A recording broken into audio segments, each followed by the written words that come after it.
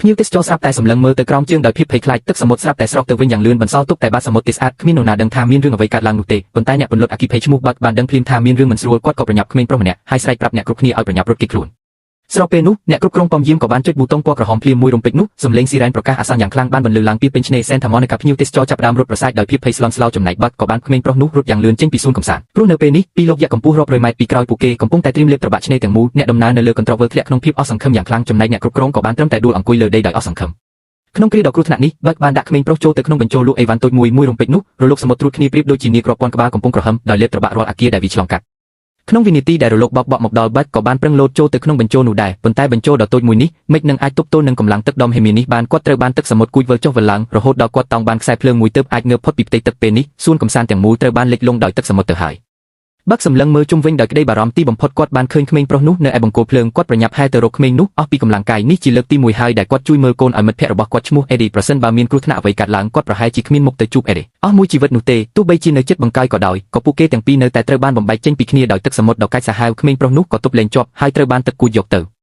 ៅបាក់ប្រញាប់មួយចូលទៅក្នុងទឹកភ្លាមពេលឃើញក្មេងប្រុសនោះគាត់ក៏លូកដៃទៅអបយ៉ាងតឹងគាត់ដាច់ខាតមិនបណ្ដោយឲ្យរឿងដែលធ្វើឲ្យគាត់ស្ដាយក្រោយអស់មួយជីវិតកើតឡើងចំពោះខ្លួនឡើយមិនយូរប៉ុន្មានបាក់បានឃើញរថយន្តពន្លត់អគ្គិភ័យមួយគ្រឿងនៅក្បែរនោះដែលមិនទាន់លិចទឹកទាំងស្រុងប៉ុន្តែគ្រាន់តែគាត់នាំក្មេងប្រុសហែទៅជិតដល់គាត់ក៏ឃើញដុំដែកធំជាច្រើនកំពុងអន្តែតតម្រង់មកយ៉ាងលឿនគាត់ប្រញាប់បោះក្មេងប្រុសឡើងទៅលើដំបូលឡានយ៉ាងលឿនរួចដកដង្ហើមធំមួយចូលក្នុងទឹកទើបអាចគេចផុតពីគ្រោះថ្នាក់មួយនេះពេលឡើងលើឡានពន្លត់អគ្គិភ័យគាត់មានអារម្មណ៍ថាពិបាកខ្លាំងណាស់ព្រោះទឹកសមុទ្របានធ្វើឲ្យគាត់អស់កម្លាំងស្ទើរតែទាំងស្រុងទៅហើយប៉ុន្តែមិនទាន់បានសម្រាប់ស្រួលបួលផងគាត់ក៏ឮសំឡេងមនុស្សស្រែកសុំជំនួយតាមពិតមាននារីវ័យក្មេងម្នាក់កំពុងជាប់ក្នុងទឹកក្នុងនាមជាអ្នកពន្លត់អគ្គិភ័យបាក់មិនបានស្ទាក់ស្ទើរឡើយមុនពេលទៅគាត់បានផ្ដាំក្មេងប្រុសនោះដែរថាកុំរើផ្ដេសផ្ដាសឲ្យសោះបន្ទាប់មកគាត់ក៏យកទូយកទឹកពន្លត់អគ្គិភ័យលោតចូលទៅក្នុងជ្រុងទឹកយ៉ាងគំហុកគាត់ខំប្រឹងហែទៅត្រើយម្ខាងចង់ទូយកជាប់នឹងដើមឈើរួចហែទៅក្បែរនារីរងគ្រោះហើយអ្នកទាំងពីរក៏តោងទូយកទឹកហែឆ្ពោះទៅរករថយន្តពន្លត់អគ្គិភ័យបន្តិចម្ដងទោះជាយ៉ាងណាក៏ដោយគ្រាន់តែបាក់តោងដល់ឡានភ្លាមគាត់ក៏សង្កេតឃើញមានមនុស្សជាច្រើនអ្នកទៀតត្រូវបានទឹកគួចមកពីចម្ងាយគាត់បានផ្ដាំនារីនោះឲ្យជួយមើលថែក្មេងប្រុសឲ្យបានល្អរួចក៏មិនខ្វល់ពីភាពហត់នឿយរបស់ខ្លួនប្រញាប់ត្រឡប់ទៅជួយសង្គ្រោះគេវិញពេលដែលមនុស្សគ្រប់គ្នាបានឡើងដល់លើដំបូលឡានបាក់គឺអស់កម្លាំងរលីងពីខ្លួនទៅហើយទោះជាយ៉ាងណាពេលឃើញសាកសពអន្តែតកាត់ក្បែរនោះគាត់ប្រញាប់ត្រកៀកក្មេងប្រុសមកអបបែរមុខមករកគាត់ព្រោះគាត់ខ្លាចទិដ្ឋភាពនេះបន្សល់ទុកនៅស្រមោលអាក្រក់ក្នុងចិត្តក្មេងដោយសារតែរឿងជួបរលកយ៉ាស៊ូណាមកបាក់បានសុំទោសក្មេងប្រុសដែលកើតមកមានជំងឺខួរក្បាលពីកំណើតនេះប៉ុន្តែក្មេងប្រុសបែរជាមានការដឹងគុណយ៉ាងខ្លាំងចំពោះបាក់ទៅវិញប៉ុន្តែគ្រោះមហន្តរាយនេះមិនទាន់ចប់ទេមិនយូរប៉ុន្មានរលកទី2ក៏បានបោកបក់មកម្ដងទៀតរថយន្តពន្លត់អគ្គិភ័យក៏ត្រូវទឹកបោកបក់រហូតដល់ញ័ររង្គើមានអ្នកឲ្យធ្លាក់ចូលទៅក្នុងទឹកបាក់ក៏ប្រញាប់ទៅជួយប៉ុន្តែដោយសារមានការរង្គើកាន់តែខ្លាំងក្មេងប្រុសនោះក៏បានធ្លាក់ចូលទឹកដែរឃើញទិដ្ឋភាពនេះបាក់ស្រាប់តែភ័យស្លន់ស្លោគាត់មិនស្ទាក់ស្ទើរក្នុងការលោតចូលទៅក្នុងជ្រុងទឹកដ៏កាចសាហាវនោះឡើយរហូតដល់ទឹកសមុទ្រចាប់ផ្ដើមស្រកទៅវិញបន្តិចម្ដងក៏គាត់នៅតែរកក្មេងប្រុសមិនឃើញឲ្យតែជួបមនុស្សគាត់ប្រញាប់រត់ទៅសួរតែនៅតែគ្មានដំណឹងអ្វីសោះក្នុងភាពស្រពេចស្រពិលគាត់ហាក់ដូចជាបានឃើញអ្វីម្យ៉ាងពេលរើសឡើងមកមើលទើបដឹងថាវាជាវ៉ែនតារបស់ក្មេងប្រុសនោះខួរក្បាលរបស់គាត់ស្រាប់តែទេស្អាតពេលនេះគាត់ពិតជាមិនដឹងថាត្រូវនិយាយប្រាប់មិត្តភក្តិរបស់គាត់យ៉ាងម៉េចទេប៉ុន្តែបន្ទាប់ពីឈោគៀងមួយសន្ទុះគាត់ក៏បានយកវ៉ែនតានោះមកពាក់ជុំវិញដោយស្ងៀមស្ងាត់ដរាបណាមិនទាន់ឃើញសាកសពគាត់ត្រូវតែបន្តស្វែងរកទៀតមិនយូរប៉ុន្មានមានស្ត្រីម្នាក់នៅខាងមុខស្រែកថាមានក្មេងត្រូវផ្ទាំងប៉ាណូសង្កត់ពីលើបាក់ក៏ប្រញាប់រត់ទៅជួយគាត់ពិតជាចង់ដឹងខ្លាំងណាស់ថាតើក្មេងនៅខាងក្រោមនោះជាកូនរបស់មិត្តភក្តិគាត់ឬអត់ទោះបីជាដៃរបស់គាត់ត្រូវមុតនឹងសន្លឹកដែកក៏គាត់មិនបានចាប់អារម្មណ៍ដែរប៉ុន្តែក្មេងដែលត្រូវបានជួយសង្គ្រោះចេញមកបែរជាក្មេងស្រីទៅវិញដូច្នេះបាក់ក៏បានសួរពួកគេពីដំណឹងរបស់ក្មេងប្រុសពេលនោះមានបរិសុទ្ធអ្នកបានប្រាប់បាក់ថាគាត់ហាក់ដូចជាបានឃើញមនុស្សម្នាក់ដែលមានភិនភាគស្រដៀងនឹងក្មេងប្រុសនោះត្រូវបានគេនាំទៅជំរកសុវត្ថិភាពបណ្ដោះអាសន្នបាក់ស្រាប់តែមានសង្ឃឹមឡើងវិញហើយក៏ប្រញាប់ឆ្ពោះទៅទីនោះភ្លាមរហូតដល់មេឃងឹតទើបគាត់អាចអូសរាងកាយដ៏ហត់នឿយទៅដល់ជំរកសុវត្ថិភាពដែលនៅចម្ងាយប៉ុន្មានគីឡូម៉ែត្រពីទីនោះនៅក្នុងចំណោមហ្វូងមនុស្សគាត់ក៏លេចឃើញមានមនុស្សម្នាក់ដែលមានភិនភាគធ្លាប់ស្គាល់គាត់ប្រញាប់រត់ទៅយ៉ាងរំភើបប៉ុន្តែពេលទៅដល់ទើបដឹងថាមិនមែនជាកូនរបស់មិត្តភក្តិគាត់ទេពេលនោះគាត់មានអារម្មណ៍ថាវិលមុខស្រើអ្នកដំណើរដែលដើរកាត់បានរំលឹកគាត់ដោយក្តីសប្បុរសថាគាត់មានរបួសទើបគាត់ចាប់អារម្មណ៍ថាដៃរបស់គាត់ពោពេញទៅដោយឈាមគាត់ក៏ទន់ជើងរៀបនឹងដួលតែមានអ្នកដំណើរពីរនាក់ប្រញាប់មកជួយគ្រីគាត់ឲ្យអង្គុយចុះពេលងើបមុខឡើងគាត់នៅតែច្រឡំមើលឃើញអ្នកដំណើរម្នាក់នោះជាក្មេងប្រុសនោះដ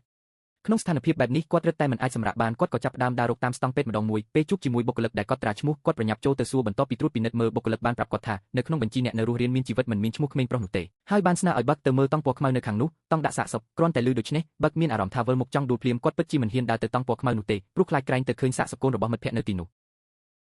ោះគាត់បានទូរស័ព្ទទៅបងស្រីរបស់គាត់នៅឯមជ្ឈមណ្ឌលសង្គ្រោះបន្ទាន់ដោយសង្ឃឹមថានាងអាចជួយរកក្មេងប្រុសនេះបានប៉ុន្តែពេលនោះបាក់ស្រាប់តែប្រទះឃើញអេឌីដែលជាមិត្តភក្តិរបស់គាត់កំពុងតែចុះមកធ្វើការសង្គ្រោះនៅទីនេះដែរគាត់ប្រញាប់លាក់ខ្លួននៅខាងពេលនេះគាត់មិនហ៊ានទៅប្រឈមមុខនឹងមិត្តភក្តិរបស់គាត់ទេប៉ុន្តែបងស្រីរបស់គាត់បានប្រាប់តាមទូរស័ព្ទថាគាត់គួរតែប្រាប់អេឌីពីរឿងក្មេងបាត់ខ្លួនព្រោះស្ថានភាពរាងកាយរបស់បាក់ពេលនេះមិនអាចបន្តការស្វែងរកបានទៀតទេទោះជាយ៉ាងណាក៏ដោយបងស្រីដឹងពីចរិតរបស់ប្អូនប្រុសនាងច្បាស់ណាស់នាងក៏ប្រញាប់ចេញដំណើរមកទីនេះភ្លាមបាក់មិនទាន់និយាយចប់ផងទូរស័ព្ទក៏ត្រូវបានផ្ដាច់ស្របពេលនោះអេឌីដែលដើរកាត់ក៏បានឃើញគាត់ឃើញបាក់រងរបួសអេឌីប្រញាប់ចូលមកសួរនាំពីមុខរបួសរហូតដល់គាត់សម្លឹងឃើញវ៉ែនតារបស់កូនប្រុសពាក់នៅនឹងរបស់បាក់ពេលនោះអេឌីអាចទីដឹងប្រហែលថាមានរឿងអ្វីកើតឡើងគាត់នៅស្ងៀមមិននិយាយអ្វីទាំងអស់ប៉ុន្តែមួយវិនាទីបន្ទាប់គាត់ស្រាប់តែដើរទៅខាងក្រោយបាច់ងាកក្រោយយឺតដើម្បីមើលស្រាប់តែឃើញថាកូនប្រុសរបស់មិត្តភក្តិគាត់កំពុងស្ថិតនៅក្នុងរង្វង់ដៃរបស់ក្មេងស្រីម្នាក់ដែលគាត់បានជួយសង្គ្រោះពីមុនមកម្លេះឃើញថាក្មេង រស់នៅរស់បាក់ដែលហត់នឿយខ្លាំងក៏លែងអាចទ្រាំបានទៀតហើយមិត្តរួមក្រុមដែលដើរកាត់ក៏ប្រញាប់ចូលមកជួយទប់គាត់ពេលនេះទើបគាត់មានអារម្មណ៍ធូរស្រាលក្នុងចិត្តទម្លាក់ដុំថ្មដ៏ធំចេញពីទ្រូងបានព្រឹកព្រលឹមប៉ុន្មានថ្ងៃក្រោយមកបាក់នៅតែមានអារម្មណ៍តក់ស្លុតនិងមានវិបដិសារីរឿងដែលធ្វើឲ្យកូនមិត្តភក្តិបាត់ក្នុងគ្រោះថ្នាក់នោះដដែលប៉ុន្តែពេលនោះកណ្ដឹងទ្វារក៏រត់ឡើងពេលគាត់បើកទ្វារមើលគឺពិតជាឪពុកនិងកូនអេដេមែនអេដេមកលើកនេះគឺចង់ពឹងឲ្យបាក់ជួយមើលថែកូនរបស់គាត់បន្តទៀតដែលធ្វើឲ្យបាក់ស្រឡាំងកាំងយ៉ាងខ្លាំងបាក់និយាយទាំងមិនយល់ថាគាត់បានធ្វើឲ្យក្មេងប្រុសនោះបាត់ដែលនេះជារឿងដ៏អាក្រក់មួយហេតុអ្វីនៅតែចង់ពឹងគាត់ឲ្យជួយមើលថែក្មេងទៀតអេឌីបានតបវិញថាតើឯងគិតថាឯងបរាជ័យមែនទេខ្ញុំធ្លាប់បរាជ័យរាប់ដងរាប់មិនអស់ទាំងដែលខ្ញុំជាឪពុករបស់គេទៅទៀតនៅលើโลกនេះគ្មាននរណាម្នាក់ដែលខ្ញុំអាចទុកចិត្តជាងឯងនោះទេជ្រួចអេឌីក៏ងាកទៅសួរកូនប្រុសថាតើកូនចង់ទៅលេងសួនសត្វទេលើកនេះយើងទៅកន្លែងដែលឆ្ងាយពីសមុទ្របន្តិចចុះ